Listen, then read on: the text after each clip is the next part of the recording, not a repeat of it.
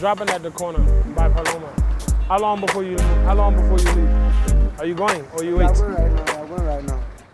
Most Ghanaians that I meet honestly don't know that I'm not Ghanaian until I say something. So upon first look, or if I'm dressed a certain way, or if I just got on some super fresh kicks and they looking like they don't sell those here, or you got that Black American swag, then they kind of know. But other than that, they don't know. But my experience has been that I'm normally welcomed, you know? I'm normally welcomed. I think that has a lot to do with the way you present yourself. But I've had my experiences and conversations with people who say, oh, you're not African.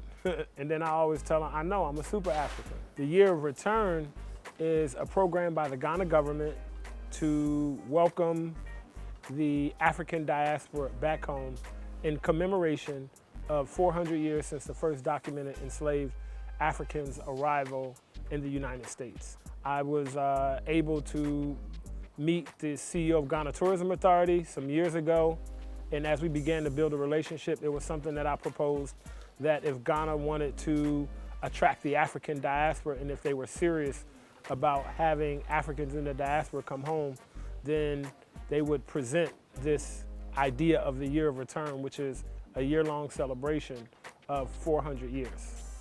I think the potential for economic prosperity individually and collectively and the propensity for it is big. I think Africa is the center of the world.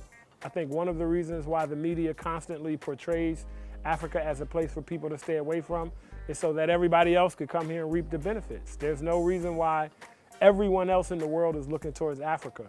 And by 2022, 2025, Africa will have the youngest population on the face of the earth.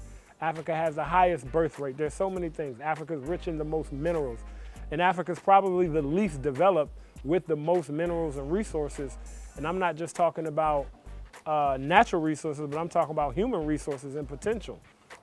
I don't know if I chose Ghana or if Ghana chose me or if we chose each other.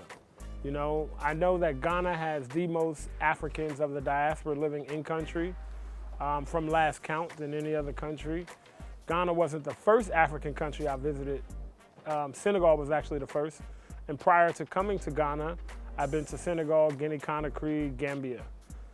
But here I feel safe, I feel welcome, and I feel like I can maximize the potential of me being my best self. So here I can go out of my way to get my way. And again, it's a place that's developing.